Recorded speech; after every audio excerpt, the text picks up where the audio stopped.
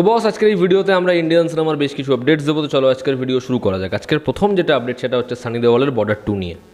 আমার মনে হয় বর্ডার 2 নিয়ে একটা হিউজ অডিয়েন্স থাকবে। ছবিটা যখন রিলিজ হবে এই ছবিটাও কিন্তু রেকর্ড ব্রেকিং কালেকশন করতে পারে, যেরকম গাদার 2 করেছে।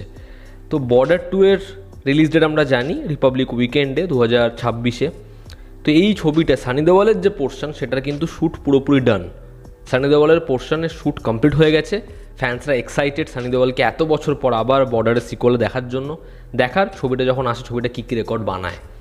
পরবর্তী যেটা আপডেট সেটা হচ্ছে রকিং স্টার ইয়াশ, তাকে নিয়ে যে আপডেটটা ছিল রামায়ণে তার মানে পার্ট 1-এ তার 15 মিনিটের পোর্শন থাকতে পারে, এমনটাই একটা গুঞ্জন শোনা যায়।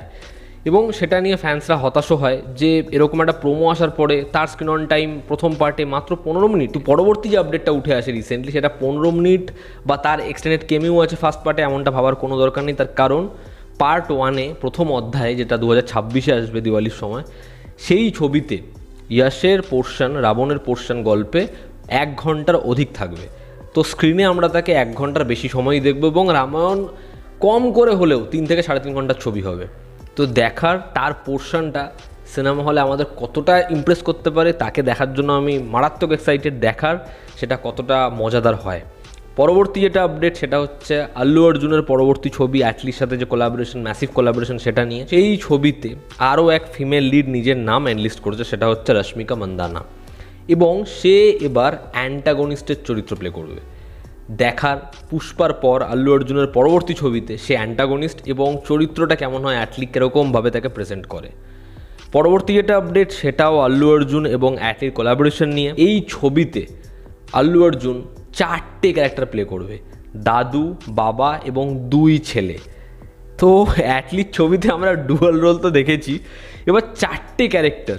দেখার যে টাইম লাইনটা কীরকমভাবে শিফট হয়, কারণ একটা হিউজ বাজেট, যেরকম যা প্ল্যানিং, যেরকম ড্র্যাগন থেকে শুরু করে শর্ট ফাইট যারা ভিশন সে রেখেছে সেটা একদম হাটকেই কিছু হতে পারে। এবার দেখার এই 4টে ক্যারেক্টারে আল্লু অর্জুন এরকমভাবে পাই, অডিয়েন্স কতটা এক্সাইটেড হয় তাকে এরকমভাবে দেখার জন্য। পরবর্তী এবং আজকের অন্যতম বড় যেটা আপডেট সেটা হচ্ছে জিৎ এবং আবির তাদেরকে আবার দেখবার একটা পসিবিলিটি তৈরি হচ্ছিল, যেটা সম্ভবত হবে না। কেউ বলে বিপ্লবী, কেউ বলে ডাকাত, পথিকৃৎ বসুর পরবর্তী ছবি যেটা আগামী বছর আসছে, যেখানে জিৎ মুখ্য চরিত্রে অভিনয় করছে অনন্ত সিংহের চরিত্রে। তো ফ্যান্সরা ডেফিনেটলি এক্সাইটেড, খাকির পরে জিতের পরবর্তী ছবি এই ছবিটা হতে চলেছে। তো আমি একটা আপডেটে অনুমান করেছিলাম যে এই ছবিতে একটা গুরুত্বপূর্ণ ক্যারেক্টার বা কাইন্ড অফ অ্যান্টাগনিস্টের চরিত্র অ্যাপ্রোচ করা হতে পারে আবিরকে চরিত্রটা অ্যাপ্রোচও করা হয়েছিল, বাট আবির এই ছবির পার্ট হচ্ছে না। তার কারণ হচ্ছে আবির যেহেতু পরপর রক্তবীজ 2 আবার আসছে, তারপরে হচ্ছে বহুরূপী, এই ছবিগুলোতে কাইন্ড অফ একই রকম ইনভেস্টিগেটিং অফিসার বা হচ্ছে পুলিশ অফিসারের চরিত্র অভিনয় করেছে। এই কারণে সে, কেউ বলে বিপ্লবী, কেউ বলে ডাকাত, এই ছবিটার সাথে যুক্ত হতে চাইছে না একই রকম ক্যারেক্টারের জন্য। তার কারণ এই ছবিতেও তার জন্য যে ক্যারেক্টারটা ছিল সেটা হচ্ছে একজন পুলিশ অফিসারের চরিত্র, যে কারণে সে এই ছবিটার সাথে যুক্ত হচ্ছে না। এবার দেখার পরবর্তীতে জিতের অপোজিটে বা ছবির অ্যান্টাগনিস্ট হিসাবে আমরা কাকে দেখতে পাই। জিতের সাথে মানে টক্কর দেওয়ার জন্য আমার মনে হয় এরকম হেভিওয়েট কাউকেই প্রয়োজন, দেখার সেটা কে হয়। লাভ অ্যান্ড ওয়ার এই ছবিটার জন্য আমরা খুব এক্সাইটেড। ভিকি কৌশল, রণবীর কাপুর, আলিয়া ভাট সঙ্গে সঞ্জয় লীলা ভনসালী, ছবিটা কি হবে। তো এই ছবিটার শ্যুট স্টার্ট হবে মিড আগস্ট থেকে এবং একটা লম্বা প্রিপারেশন চলেছিল অনেক দিন আগে, এবং এখনও এই ছবিটার জন্য রণবীর কাপুর এবং ভিকি কৌশলকে তাদের যেরকম ফিজিক্যাল স্ট্রাকচার সেটা থেকে বেরিয়ে আসতে হবে, একটা লিন হতে হবে। রণবীর কাপুরকে মোটামুটি 12 কেজি ওয়েট ঝরাতে হবে এবং ভিকিকে 15 কেজি। তো আমরা তাদেরকে অন্যভাবেই হয়তো দেখব।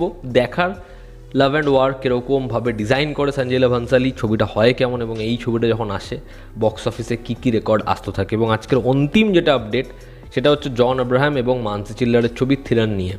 এই ছবিটা থিয়েট্রিক্যাল রিলিজ সেটাকে স্কিপ করছে এবং ছবিটা 15 আগস্টের টাইমে রিলিজ হবে ডিরেক্ট ওটিটিতে। দেখার ছবিটা হয় কেমন, ছবিটা ওটিটিতে কীরকম রেসপন্স আনতে পারে। তো এই ছিল আজকাল লেটেস্ট আপডেটস। তোমাদের কি অপিনিয়ন জানিও, জনতা আমাদের পাশে আছে। আবার দেখা হচ্ছে, টেক কেয়ার।